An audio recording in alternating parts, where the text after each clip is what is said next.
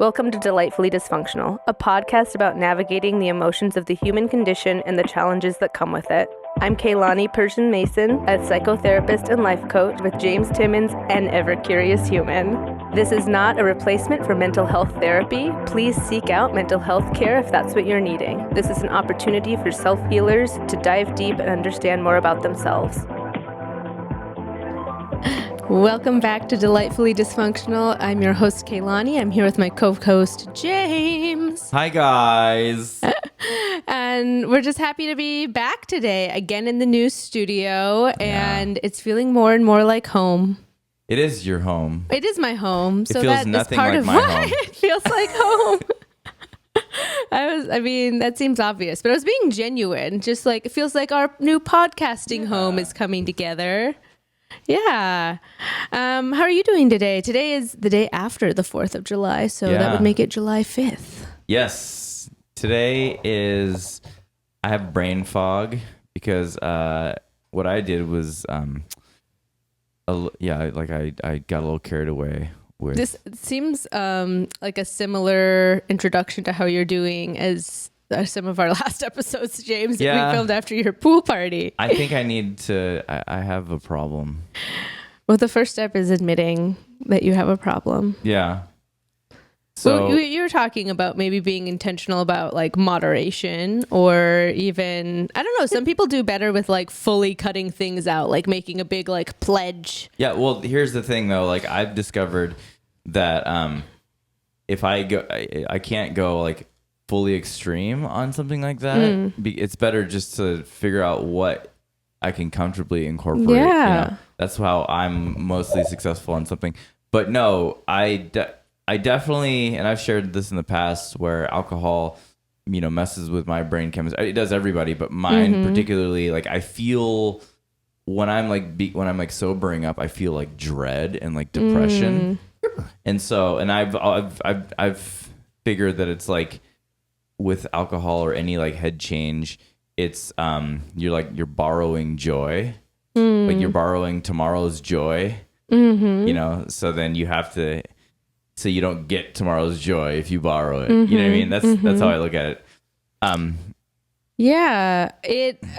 Initially it can really slow down your nervous system, so I think that in like social settings it can feel like it gives you that courage, that liquid courage, right? But then it also can disrupt your neurotransmitters and lead to feelings of like that dopamine kind of depletion the next day. Yeah.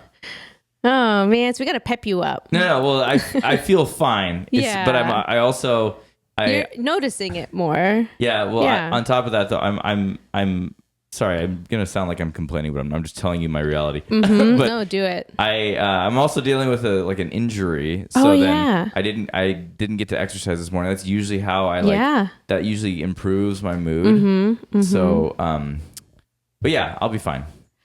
It is difficult when you like the things that you're used to doing for self-care are not accessible to you. Like I felt in the times that I've been injured, like I tore my ACL at one point and had to have surgery. It was like really mentally difficult for my body to not be operating the way I was used to it operating. So I totally get that.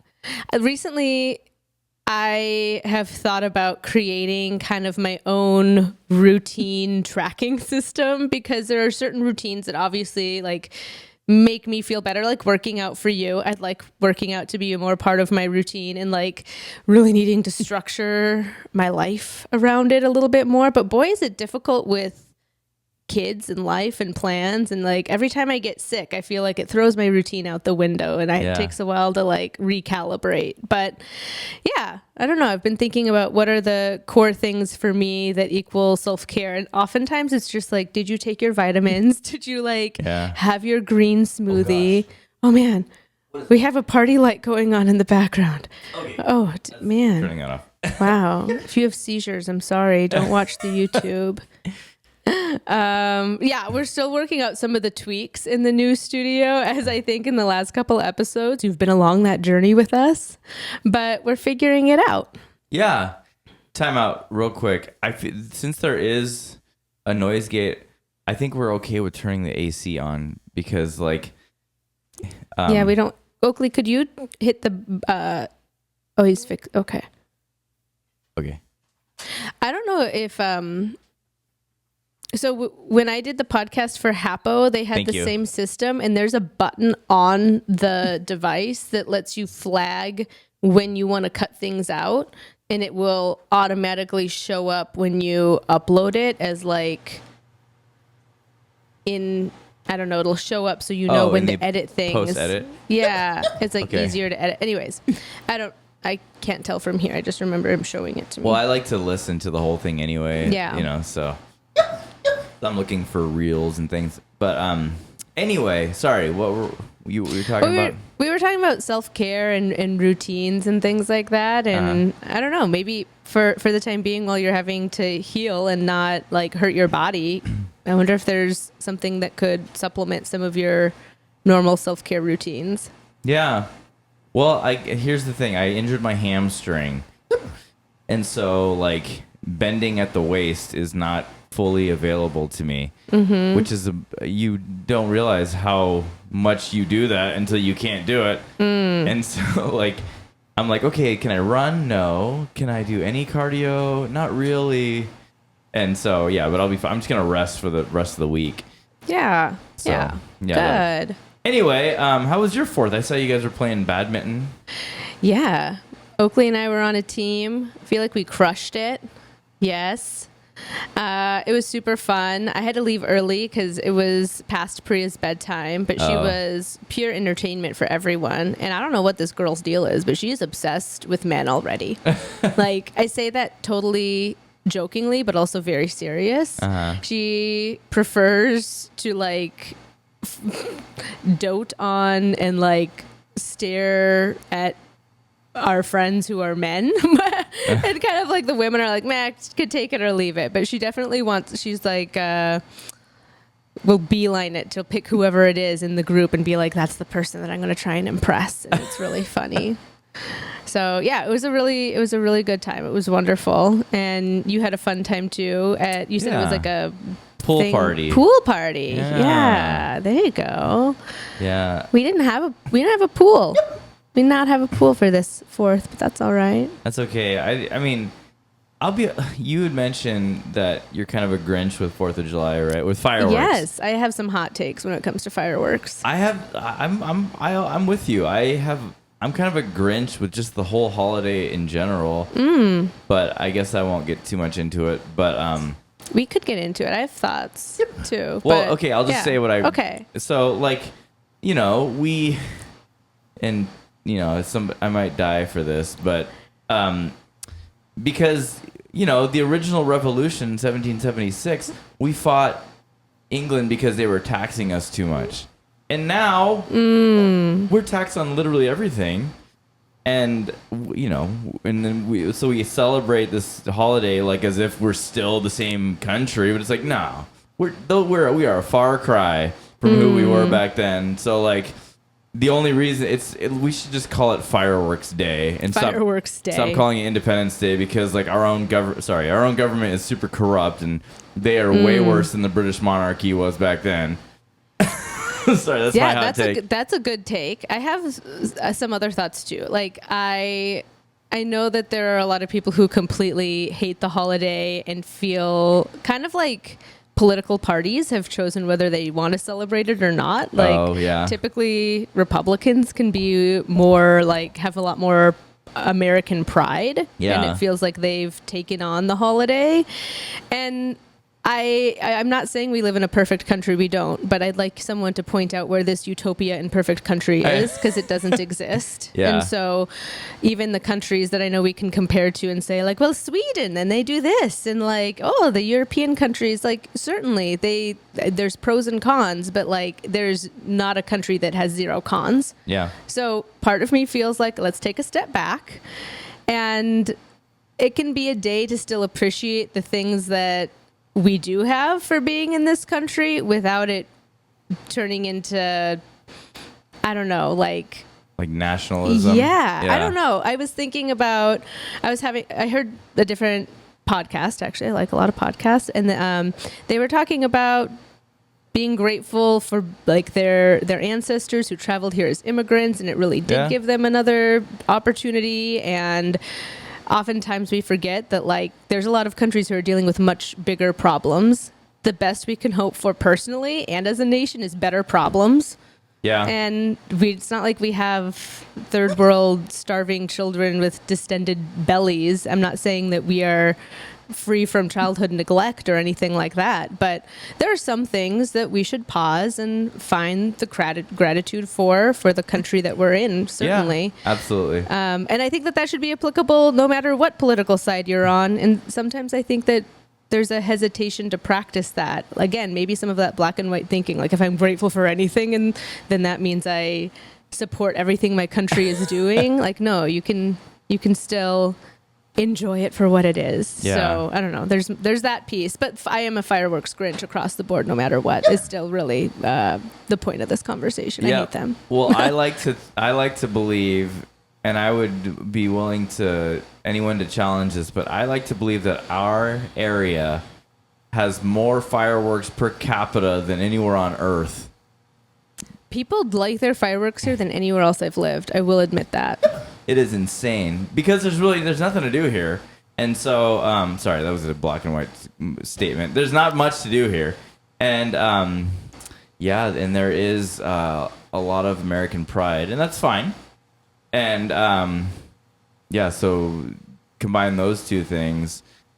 But our region is dry and windy. Yeah, and so it makes it kind of scary too. Yeah. Like, what's gonna burn down on the 4th of July? That's true. Also, I mean, we have a lot of immigrants. Yeah, and so I think that there is a point of pride in what the country is providing for them too in our area. But I mean, I have dogs and I have a toddler, so that's a huge reason why I hate fireworks. And then like people want to set them off every night for the week surrounding the 4th of July. And they've gotten closer and closer in proximity to my house. I'm freaking surrounded now. They were going off above my house last night. And I have to crank the sound machine up to like a bajillion. And my dogs are freaking out. I'm just trying to like, I was like honestly confined to my room with the dogs because I couldn't even like leave to go do the dishes or anything else without them having a panic attack. Oh, man. So we had like a safe room where I was like, okay, we're going to turn the sound machine on. The dogs are here. They have their blankets. They're going to be fine. It's a whole thing. Yeah. I would much rather, like, if we could schedule a really epic, like, thunder lightning storm on the 4th of July and I can, like, sit on my roof and watch that. That sounds great. If we could coordinate that, I'd prefer that to fireworks. I bet, that if you had that ability to control the weather. Yeah, I'd like that. Thunderstorm day. Yeah, I saw coming that. to you. I saw that Americans spent $2.7 billion on fireworks this year. And that's not like over 365 days. That's like a 1 week of $2.7 billion. And I believe it, absolutely. But it's so insane. That is so much money. Yeah, I know. What is that? Is that more than last year, do you think? I don't know. But we'll have to figure it out. Every time, because I live in West Richland, and West Richland is insane. It is chaos. And like, I'll sit there and think that guy had to have spent at least $100,000 on multiple pallets of explosives.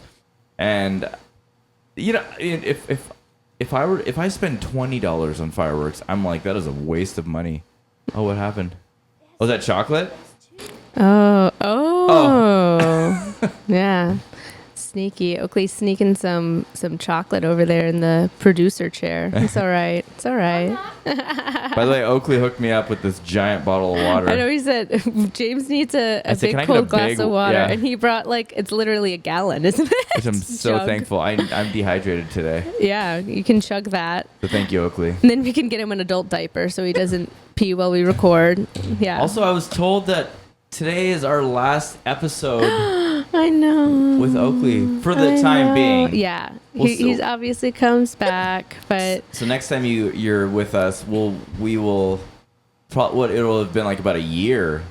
Well, no, he comes back in the fall, and then I think we get you for Thanksgiving and we get a week in Christmas. It's never enough. I hate how spread out it is. So we try to savor the moments. But yeah, we're going on a family road trip. Where are you Every going? summer we go on a road trip. We're going to Vancouver, British Columbia Oh, yeah, this you year. should. So I'm Uh-huh. excited because we've never, I don't know. I think we've pretty much just been going to the Oregon coast and like Seattle and Portland, Montana. So this is our first out of the country trip. It's Oakley's first time out of the country and Priya's. So it'll be really fun. I have one more fun fact, or a couple more about fireworks though that I looked up. Okay, it says, despite 2/3 of Americans saying they can't come up with $400 to cover an emergency, more than $2 billion was spent last year on fireworks. The total spent has gone up dramatically since 2000. 11,500 people visited emergency rooms in 2022 due to fireworks-related injuries. Wow. Priorities. Yeah. Gosh, I mean, they're pretty, you know. I mean, I like sparklers and I like the little ones that you do, Oakley. I like to get the little packs. Yeah, like I like those. But I don't like the big ones, the big booms. Yeah. Well, no, I like the giant ones that light up the whole sky, but I would never pay money for those. No, everyone else is doing them. Why do I need to? Gosh, imagine if that's your whole personality. Every year, you're the guy who, like, your neighborhood is like, "Hey, buddy, you gonna go all out this year? Oh, you know it. I've been saving up." You know, it's like, dang. It doesn't sound like an enjoyable way to spend my money. I say this and I'm talking all this shit, but I know that Oakley and Zach and some of Zach's friends already made a plan to like buy some big ones. But We're all saving up. You're all saving up. The mortars. I mean, as long as you're saving up equals doing chores around the house, I'm in support of it. So that's my loophole to being okay with fireworks. Dang. Oh man. So, and we're hoping to also find some time that we can do a little bonus episode with Oakley. So I'm excited about that too. Hopefully we can fit that in today. But to start, we're going to talk about, well, I've wanted to just be able to go through the steps of finding a counselor and also like, how do you tell if it's a good counselor, and go over some counseling myths. So we can kind of play around and see what we think about some of that. Let's do it. All right, we're going to go over some counseling myths. Myth number 1, mental health problems are rare. Ooh. Myth number 1. You know what? That's so interesting because people believe that, right? Yeah, a lot of people think they're normal. It's weird. Well, that mental health problems are normal?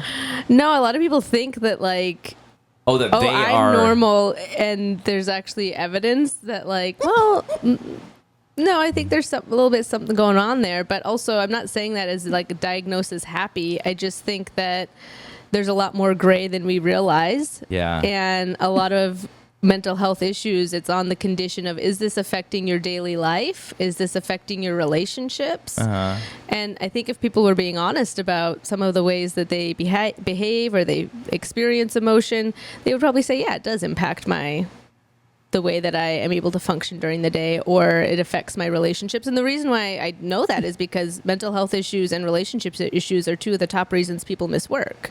Yeah. So it's obviously something that is affecting other people. And according to the World Health Organization, 1 in 4 people worldwide will experience a mental health issue at some point in their lives. And that's an important thing, I think, to remember for people who are struggling. And it might feel like I'm the only one, or why can't I do things as easily as other people? You're just taking a peek into people's lives in this moment. You don't know what's going to happen in the remainder of their life. Yeah. And that's another reason to kind of just focus on yourself and your growth. Yeah. So myth number 1. Myth number 2, mental illness is a sign of weakness. What, have you heard that recently though? Because I feel like I mean, no one has said it to me recently, but I know that there's people I know who believe that. Yeah. Mental illness is a sign of weakness? Mental illness is a sign of weakness, yeah. Okay, how do you feel? Okay, because the term mental illness, I feel like, is way different than like mental I wellness. prefer probably like mental health condition. Yeah. Because, I guess that's the terminology I tend to prefer. And it's not a character flaw. It's a medical condition and it can affect anyone, regardless of your strength, intelligence, or resilience. It's actually a nervous system issue. Yeah. Okay, so I have this. It might be a hot take. I don't know how you just tell me. Mm-hmm. But I personally feel that mental health diagnoses should be extremely rare. Mm-hmm. You know, like, because a lot of people, and this is going to be so controversial what I'm about to say, but just hear me out. Okay. I don't know if I believe ADHD is a real thing. Because if you know me personally, so many people throughout my life have said, like, I am the poster child of ADHD. And, like, I get distracted. I can't focus. Something shiny. Woo. Yeah. And so I'm like, yeah, I check every single symptom. But then I know that it's when I'm not focused, that's just me kind of being lazy with my focus. Like, I can if you take somebody who's diagnosed with ADHD, you can't tell me that they won't focus on something they're interested in. You know what I mean? So ADHD is actually more so the inability to regulate your focus. So that's exactly it, is that they struggle to focus on a wide variety of things. It's kind of specialized. Okay. But that can affect your relationships with other people and the way that you function. Yeah. And there are some other key things. We should do a whole episode on ADHD, so I'll save some of those juicy tidbits. But I think it is an overprescribed thing. And actually, your other hot take about diagnoses, the thing that stinks is that in order for insurance to cover something, there needs to be a diagnosis. Yeah. So there are a lot of people, and also a mental health diagnosis does not mean, like, if you're diagnosed with generalized anxiety disorder, that doesn't mean that that's your diagnosis for life, because the hope is that you're able to find skills and move through it and thrive. So I agree. And I think I'd mentioned before too that I think everything in the DSM, which is the Diagnostic Statistical Manual for Diagnosing Mental Health Conditions, I think it's outdated and flawed because so many things we've now learned and have evidence-based research to say that childhood trauma causes these different things, and it's just how it manifests in your nervous system. So those are some of my pieces there, but there are certainly, here's where it's how tricky with some of these, because I don't want us to think black and white. I'm trying to infuse the gray, where I don't think that mental health is a weakness or a character flaw. I think it is I struggle to say weakness or character flaw. It is, you're doing yourself a disservice if you're only focused on it and you're using it as an excuse instead of a potential to grow and develop and to find new ways to thrive. If you stay stalled in that place, then I have a slightly different opinion of, like, let's take some steps. We got to take some action steps. We can't just feel stuck in that place. So yeah, there's my thought about that one. Yeah, I feel that, because going back to that whole diagnoses thing, a lot of people, like, if you can come up with a label for, like, your struggle with the human experience, then it's almost like it puts you in victim mindset, and then you're kind of like, okay, this is, there's nothing I can do, so just prescribe me with something. But if everyone kind of understood just how powerful their brain is and how you can actually, like, override the whole system when you're with your consciousness, then you'd be shocked on, like, how much you can change. You can just change. I mean, isn't it? It's like curiosity meets intention meets action. Yeah. And I think that, oftentimes people are looking for an easy fix, unfortunately. Yeah. They're like, I need a pill, I need a prescription or a diagnosis, and then I'll be able to, like, operate and be happy. It's like, no, I know there's more to it than that. Yeah. I think that there are certainly SSRIs, selective serotonin reuptake inhibitors, and other mental health prescriptions that I've seen them be very, very helpful for people. Everything, no matter what medication, whether it's prescription, plant medicine, whatever tool we're adding in is going to be substantially more effective with therapy because Yeah. it feels bewildering. You kind of need a guide sometimes to get out of the stuck places in your mind. So Yeah, absolutely. yeah. Okay. Myth number 3. People with mental illness are violent and dangerous. What do you think? Violent and dangerous. When I was at the center in Yeah. Edmonds, we all got to go out and like hang out as a group together. Like we went bowling it was super fun.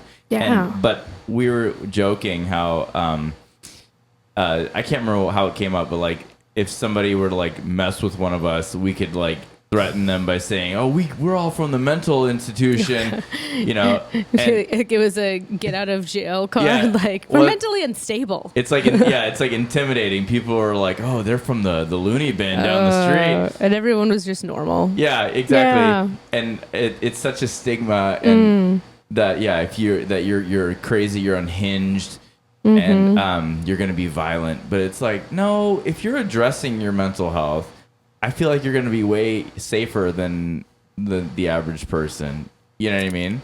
Yeah. There's zero evidence to say that people with mental illness are violent and dangerous towards others. And if anything, they're more likely to be the victims of harm to themselves. Yeah.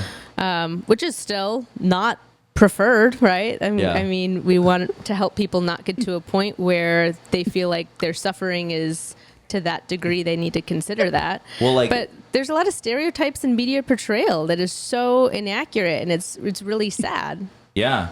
Well, like every time there's like a mass shooting or something, they always want to diagnose the shooter, and so which kind of indicates like, oh, so neglected mental health, you would conclude, could lead to aggression. Yeah, I agree with that. But but to say like somebody who has mental health issues is aggressive, Right. you know, that's not Exactly. the same thing. Yeah. It's important for us to have those conversations. I think a lot of the people who where there's been mass shootings, there's also a lot of trauma. And so, like, understanding that piece, which isn't always talked about, and who, like, I don't think it's very often that the media wants to cover a sympathetic story towards a shooter when there's so many victims. And I understand that too. Yeah. But I think that there's a lot of indication that there were things that weren't going well for those people for quite some time. Yeah, they did not deal with their mental health. Yeah. So that, I mean, people who are actually seeking help and trying to understand themselves. Yeah. Okay. This ties into the session that we're going to have with Oakley in a bit. We're going to be doing a segment soon about kids and some stress reduction skills. But this one says children do not experience mental health problems. I feel like these are just terrible takes, though. Like, these are common, though. So, like, it's good that we're going over them. Like, this is, like people actually, are there people today that actually believe that? Yes. Yeah. Dang. Who? I mean, sorry, we don't have to name. Yeah, I don't. I can just say that I've interacted with people in my time in this profession that have all felt these so far. Let's just conclude, not to be all mean, but let's just conclude that if you believe half of these, then you're so naive. Like, so naive. Well, and I think, too, about different generations. And, I mean, my parents' generation, I'm giving a big generalization. I've seen their evolution of coming around to understanding mental health, but there still are a lot of gaps that they don't understand. And survival looked different when we think about our parents and our grandparents' generation, that I don't know that they were thinking about these more emotional needs in contrast to like other survival needs that are more basic. Yeah, I mean, I can see how somebody would believe that in 1984. Maybe, yeah, you know 1984, what I mean? yeah. But there has been like millions of miles of progress in learning about mental health just recently. So I feel like if you've been living under a rock, you might have that belief. Yeah, you know. I would hope, or if you haven't had children in schools or around you very frequently. Yeah. But mental health can affect individuals regardless of age, including children. Well, I would say that children are affected more than anyone, like, because especially in in the formidable years, when you're a kid, that's where you care. That's what you carry for the rest of your life that you have to deal with. And so, and it's such a hard subject for me because, my kids and, I just know, it breaks my heart, the pain that I've caused them, but then like every single person could sit and reflect on their childhood and they could probably come up within a matter of minutes, like a few traumas, and so it's like, well, if you believe that children are unaffected by mental health, then you just have to look at yourself for a second to realize that's not true, Well, and we have had studies. I've mentioned the ACEs study several times, adverse childhood experiences. And I think the mitigating factor to trauma and childhood trauma and the effects does that child have loving, caring adults in their life who are there and are there supportive that make them feel like they aren't alone? So the feeling of being really alone and like there's no good option or feeling unseen and unheard, that creates attachment trauma. And that makes it really difficult. And we don't always talk about that more emotional neglect piece. We've had those conversations too. But I think we understand a lot more about childhood mental health now than we ever did. And it's important that we do pay attention. I think it's overall people have tried to improve their parenting too. So that's hopeful, even though I think sometimes we can be like, more kids are being diagnosed. Well, there's more awareness too. There's a different kind of like nurturing attention and focus on kids than there was, again, in previous generations. Yeah. One thing that I've always hated as a parenting tactic is how parents will almost afflict their kids to like toughen them up. Because I mean, I'm not saying coddle your kids for their whole life, but parents will give them their kids a really hard experience because they say like, I need to toughen them up for the world, and it's like, I get that, like you want to give them discipline, and there's ways to do that, but trust me, the world will hurt them. You don't have to do it for them. Yeah, and try to be that safe place. I think. Yeah, I want a blend of, I definitely want productive humans, adults, and so I want them to have a sense of responsibility and know how to do certain things. Yeah. Because in my line of work, not only when I helped a group of freshmen and I was their mentor. I was called the academic resource mentor in college and brought this group of freshmen to South Africa and like taught a course for them, brought them over. And like they didn't know how to go grocery shopping and like do basic things. And that was really concerning and alarming. And I've seen that extend into like the teenage generation that is right now. So I very passionately want my children to feel capable. Yeah. But I also want to be a soft place for them. Yeah. And that's a balance. Yeah. You want them to like return to you and confide in you. Yeah. Not be afraid of you. And that means, allowing the world to do the hard part. I'm just here to, Okay. The next myth is only crazy people need therapy or counseling. Oh gosh, these are such terrible. Say what? These are like myths that like just people come up with their sleep. They're like they wake up like this is probably true. Yeah, I've heard people say this, and so I think that this is one that I really want to tap into because therapy is something that is beneficial to anyone. Even if, it's preventative too. I hate that when it comes to insurance, you need to get a diagnosis and get that approved before you can go to counseling when counseling could prevent a diagnosis. Yeah. So that's one area that I find really frustrating in just the structure of counseling. But this is a step in a treatment therapy that anyone could benefit from in reaching your goals and having better communication and feeling more connection with your family and feeling, if you have burnout from work, if you're changing careers, if you're in transition, counseling can help. Okay, say the myth again though. What was it? How was it phrased? Only crazy people need therapy or counseling. Yeah, actually, because I totally scoffed at that. But then I was thinking just recently when I went through my whole mental health thing, I could feel people distancing themselves from me because, and then like later, come to find out that people had basically that thought. Oh, James went to a mental health facility. Has he like gone off is he unhinged? Like, has he lost his mind? What's going on? And and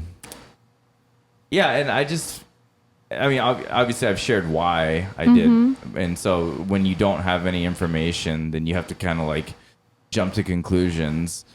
And so I think a lot of people did that. But and that doesn't feel good. Like there was a judgment there, right? And you were hoping for some grace or understanding, and that's where I hate the term crazy. I guess that should also go in there. I'm still working on not using it in an appropriate context myself. I'll be honest about that, but like that's not an appropriate term when we're talking about this. Yeah. Yeah, crazy. It is like such a insulting word. Yeah. But I think that just the best way to navigate that as a person who's observing somebody who's seeking mental health and you have limited information is just to never assume somebody's crazy.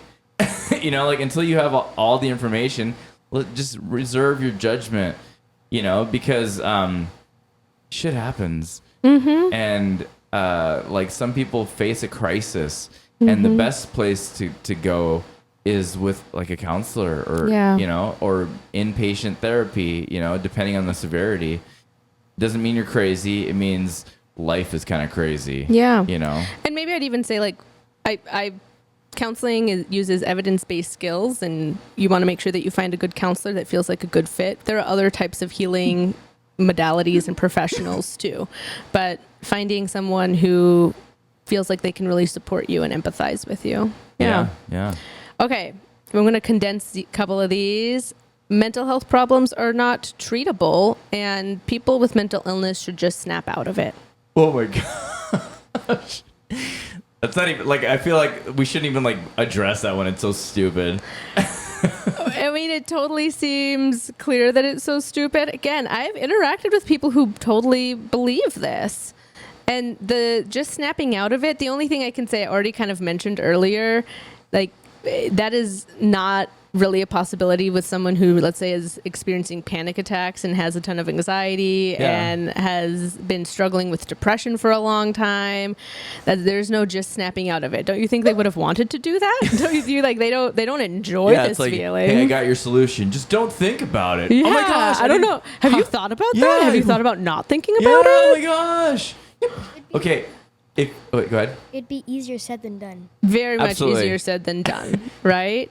And it can be really dismissing if someone is saying, "Oh, I'm really nervous about this," and then you, like, in response, someone says, "Just get over it. Snap out of it. You're fine." Like, really minimizes how they might be feeling. Let's just make a rule. If you believe any of these, I want you to, like, put some, like, logo on your shirt that you're of this mind. So that means that is a warning sign. Yeah, so that people won't try to come to you for advice. You want people to put on some kind of scarlet letter to notify the public. I didn't want to say that. Maybe because it could be something. But S for stigma. For snap, yeah. So then, because if you're the type of person who is like, just snap out of it, then like nobody should ever come to you for advice.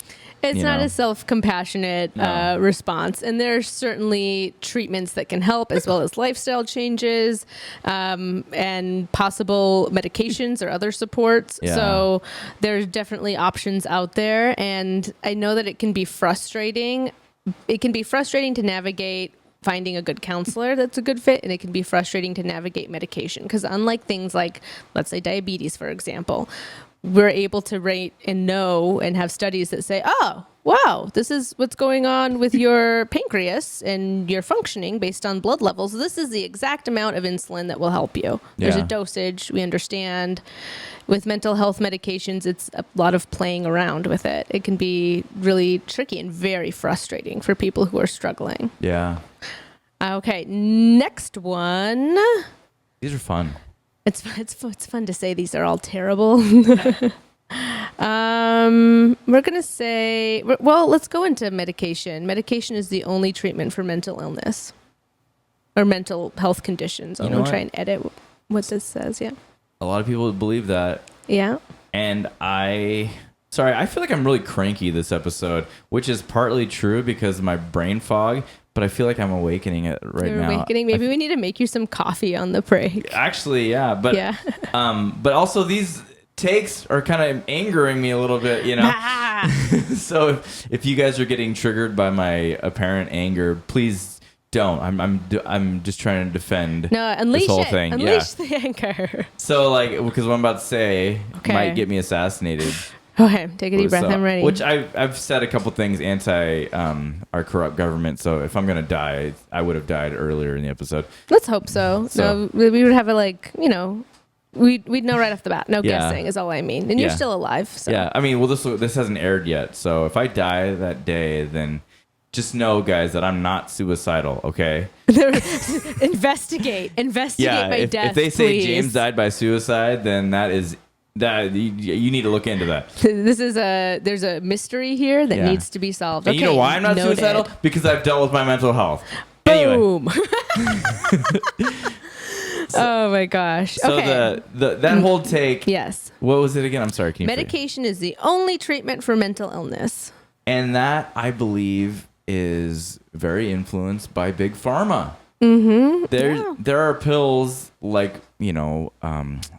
Adderall that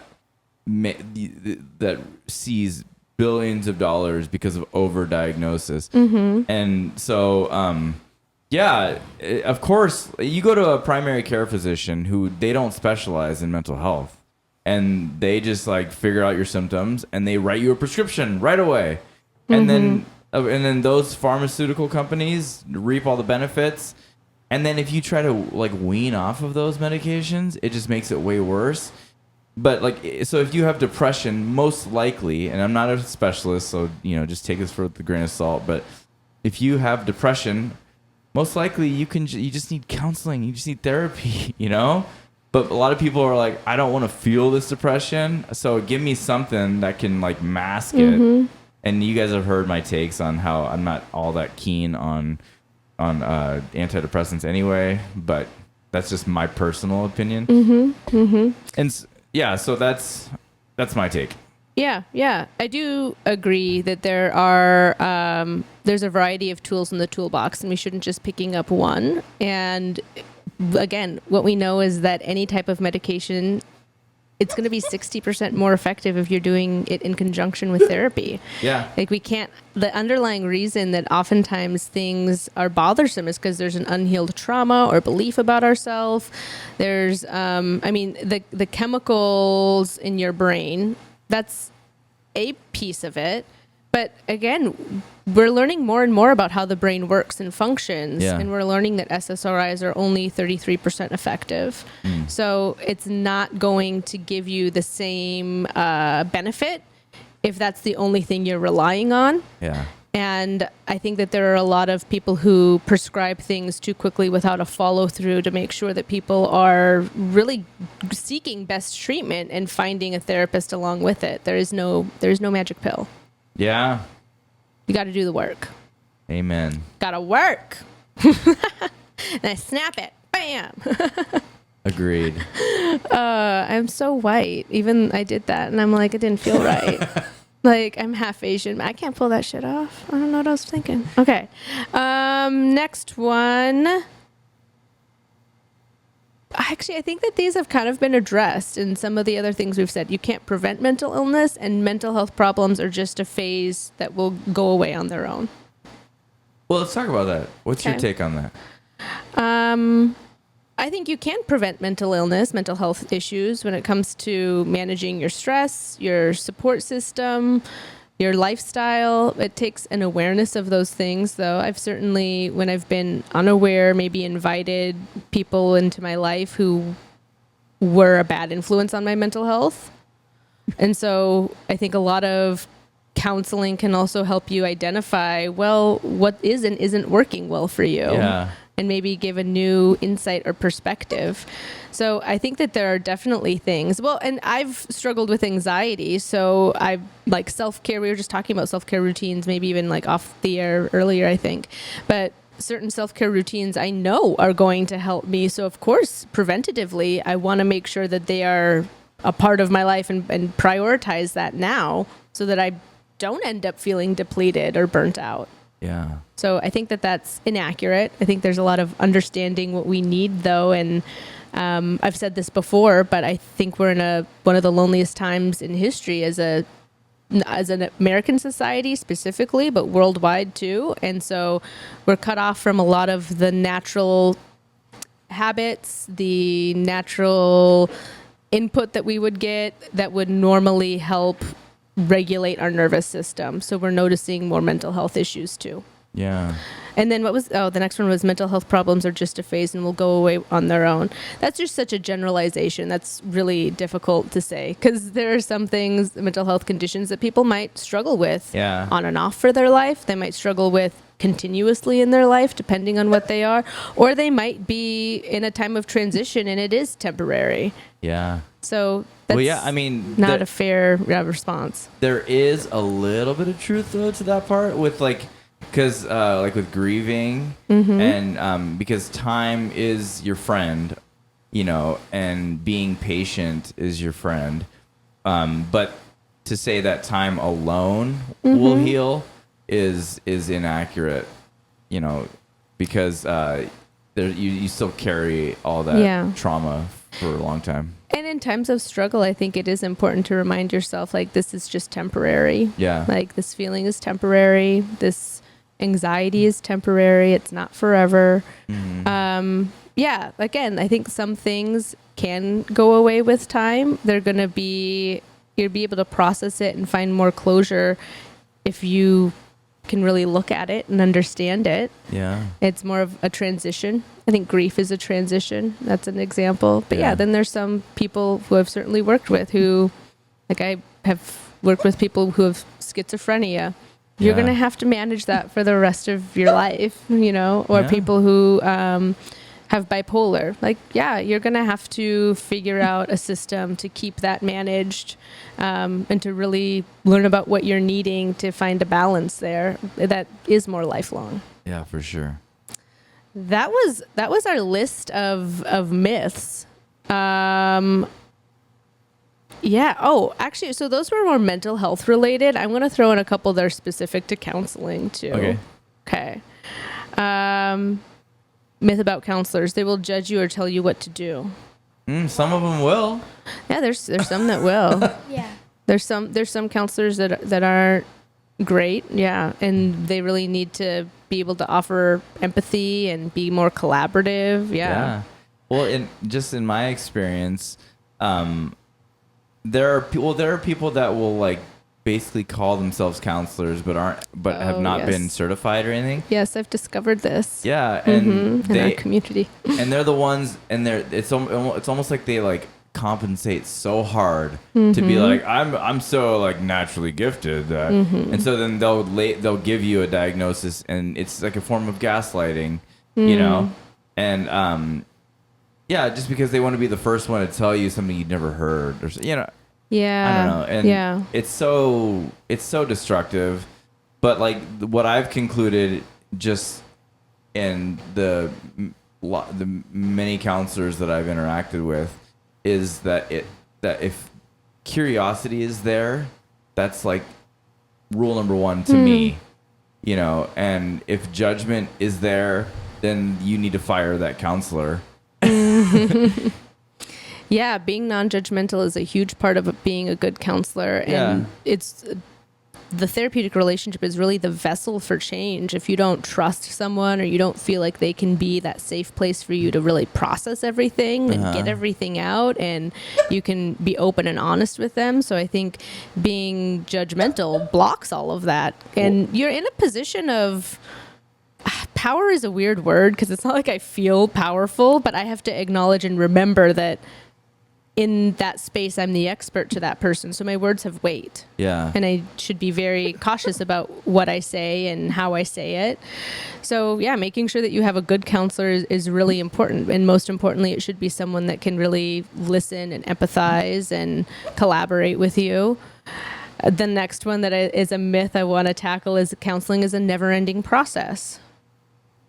Counseling is a never-ending process that never ends. And my goal is always to put myself out of work. Like my goal is to get my clients to a place where they feel self-efficacy, which means that their hands are on the steering wheel of their life and they can navigate it freely and they have reduced symptoms, and I want them to thrive. I want that for them very badly.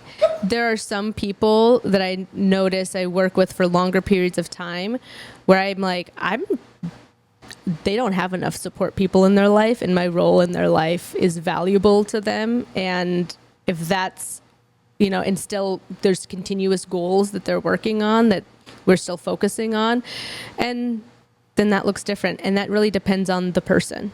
Yeah. And there's some people who don't like one-on-one counseling and prefer group counseling, and people who prefer and have more benefit from group counseling versus individual, and those are going to give you a different type of experience too. Yeah. Okay. Oh, there's some good ones. I know we have to wrap up. Okay. I'm going to do another one. Our time is at 51 minutes. Oh, boy. Oh, we're okay. Okay. Myth. Counseling is only about talking about your problems.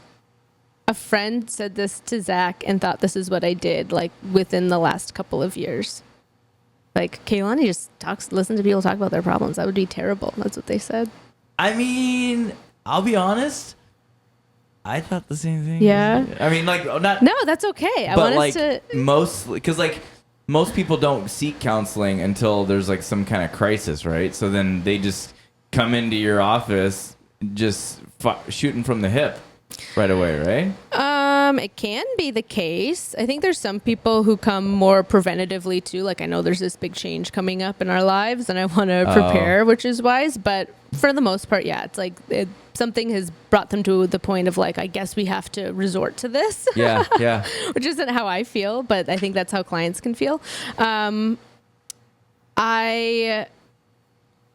When clients are talking to me, here's all the things that are going on in my mind that make it not the same thing about just talking about your problems. Okay.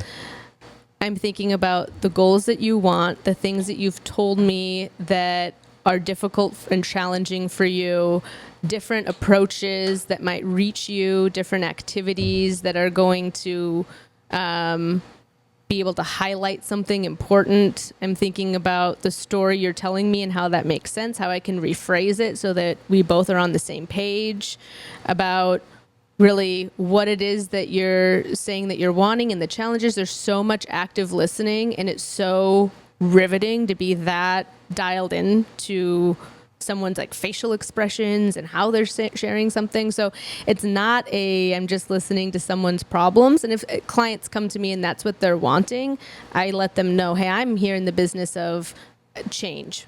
And that means that we have to practice that change. And that means it's going to be uncomfortable. Yeah. Okay. See, everything you just said, I knew that. But I guess, I guess my take was that I thought it was saying like people only go to counseling when they have problems. But then what you're saying is it's way more interactive than just listening, than just being talked at. Like, I right? guess my role, my end, how I feel is that I'm not sitting there just listening to people talk about their problems and saying like, and you're like, oh, how does that make you feel? Yeah, I'm sorry. Like, that's not what it looks like. It's very dynamic. Yeah. But talking about your problems is a part of counseling. It is not the sole focus. You should be understanding your emotions, identifying them, working on coping skills, gaining self-awareness, self-compassion. Those are all different practices that lead to better mental health, learning these different techniques. So it's a holistic approach. Well, like sorry, go ahead. Well, no, I think Oakley was going to share something. Did you have something to say about counseling, buddy? Yeah, I was going to say, it's like way more interactive than that. Like, because when I went to counseling, like, I would do activities with them to like help me out, make me understand things better. Right. Yeah, exactly. It's not just like boring. Oh yeah. Sorry, that stinks. Yeah. I mean, yeah, because like what we're doing here, it feels similar to like a counseling session, you know. I don't know. We're talking Some days, we're not talking directly about like our individual struggles necessarily, but yeah, every good counseling session I've ever been involved with was like a really good conversation, you know, where there's like, in fact, where the counselor talks more than I do.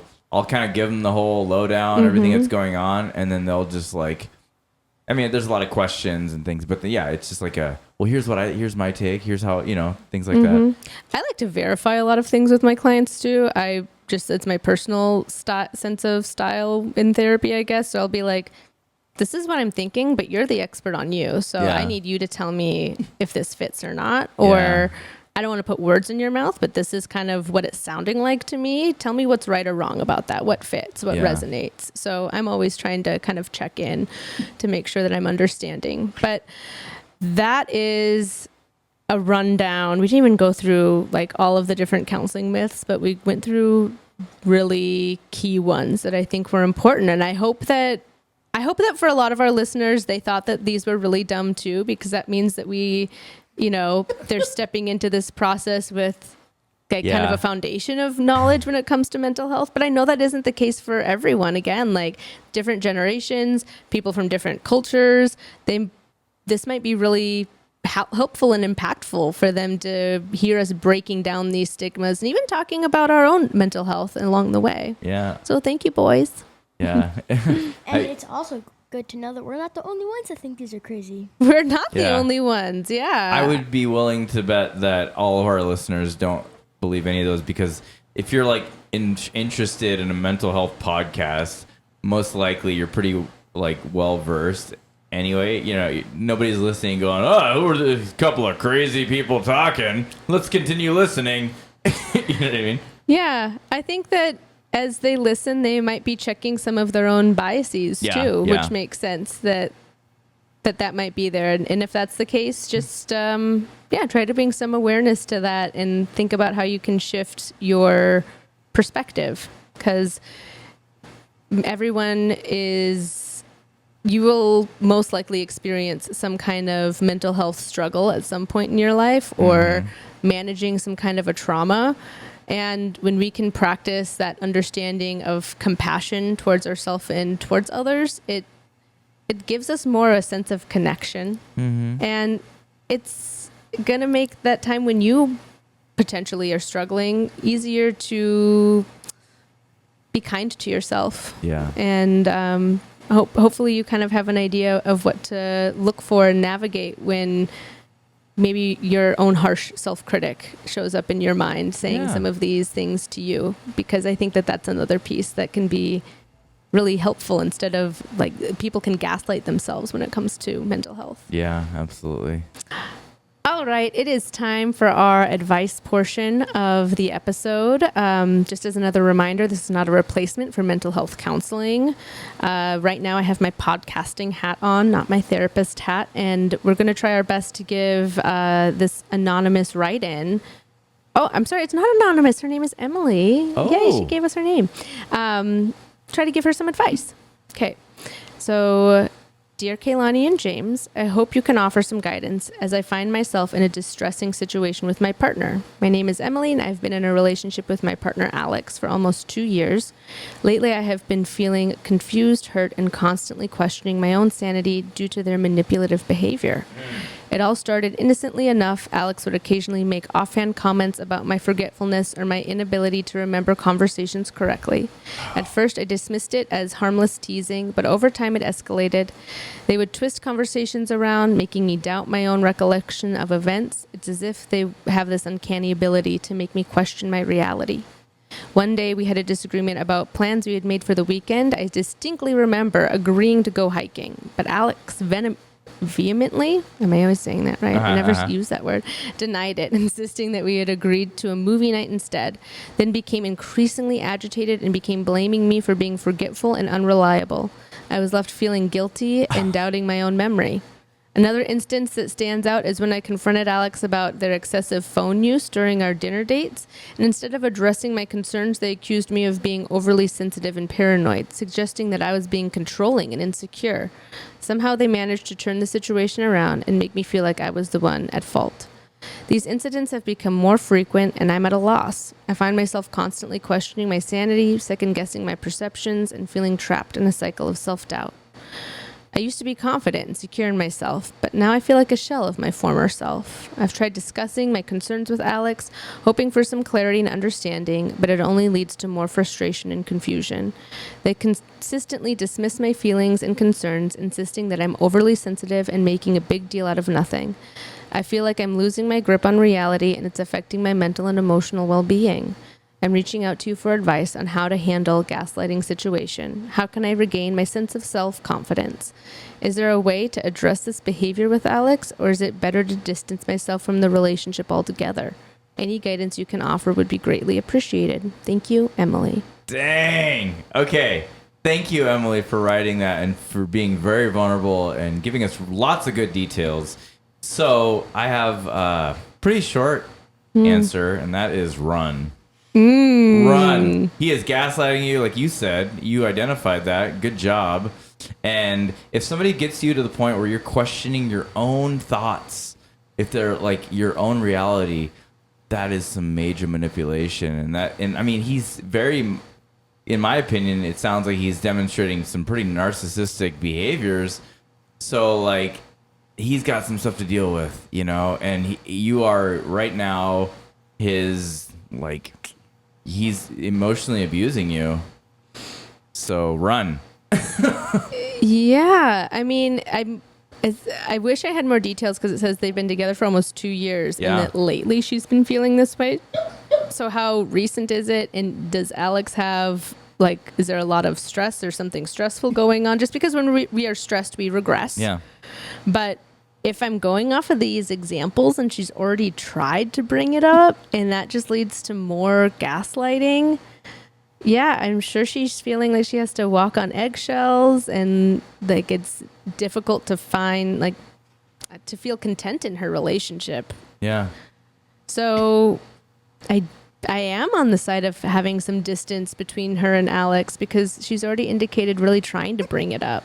Yeah. And the whole, like, gaslighting her when she was, what was it? She was concerned about him being on his phone too much or something like that. Yeah, during dinner dates. Yeah, that's a pretty big red flag because it's like, hey, you're just being paranoid. It's like, well, what am I being paranoid about, Alex? You know, Yeah. like, why are you trying to like distract me and you know, poo-poo it? I don't know. I just feel like there's other stuff. There's other variables. Obviously, there's got to be other variables, but I don't like the sound of it at all. I don't like it either. And he's being very dismissive of her. Yeah. That's, you know, you're just not remembering it right. And making it a big deal. The example of like deciding to go on a hike and him wanting to watch a movie, like that should be a solvable disagreement. Yeah. Instead, he's like, oh, no. We never talked about that. Right. So, remember you agreed to go to the movies. Right. Yeah. When like a healthy response would be like, well, you know, I'm not really feeling hiking. I was kind of hoping to maybe go to the movies. Like, okay. But I mean, if you're at the point in a relationship where you are so dismissive that you don't want to actually deal with just like a simple conversation, what is that from the Gottman? When you're turning away, Yeah. there's a lot of Gottman things I was picking Yeah. up on. Yeah, I mean, I see the four horsemen, defensiveness. Yep, He's getting defensive. stonewalling, yeah. He's there's contempt there because Yep. he's really tying it back in as if it's all a character flaw. Yeah. Emily is just so extremely flawed.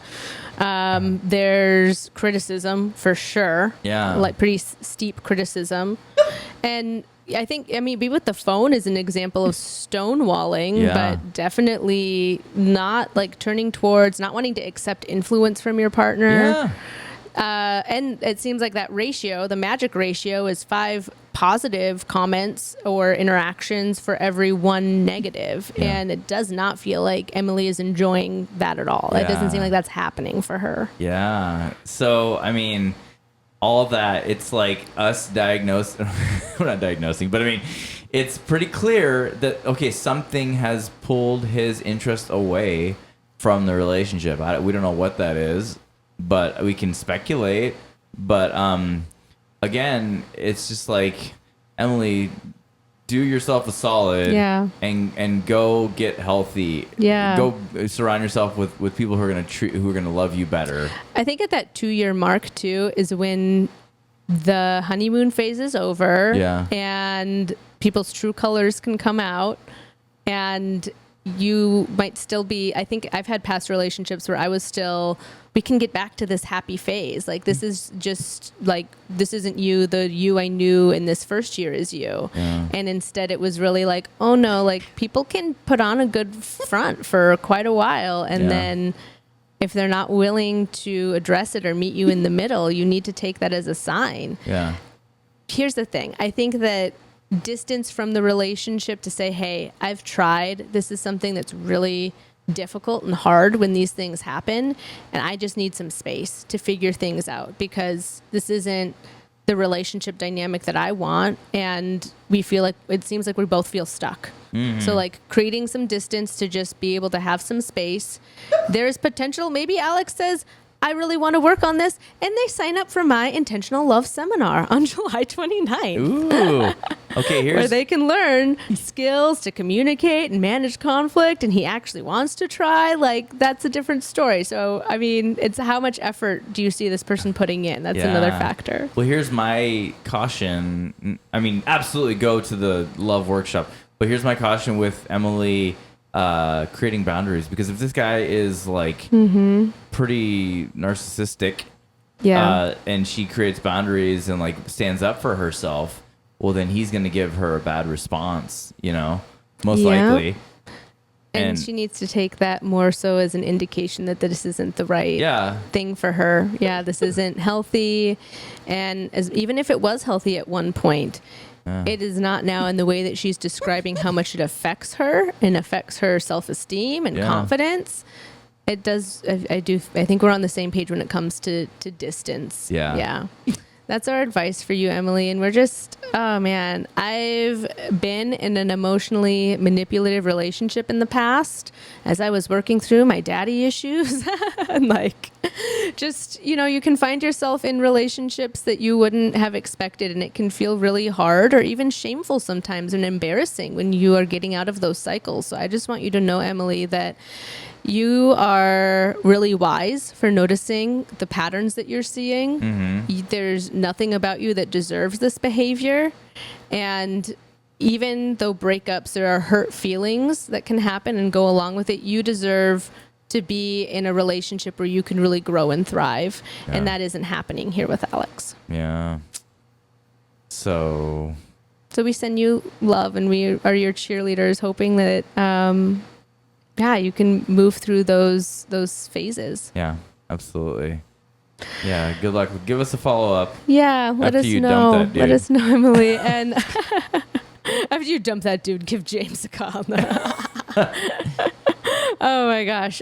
Please write in and give us we'd love to know what things you're needing advice on. If there's anything that we can help you with, we have a link that will allow you to write in, and you can provide anonymous advice. You can make up any kind of name. I kind of enjoy a good, funny name. I would like for people to be creative with the names that they provide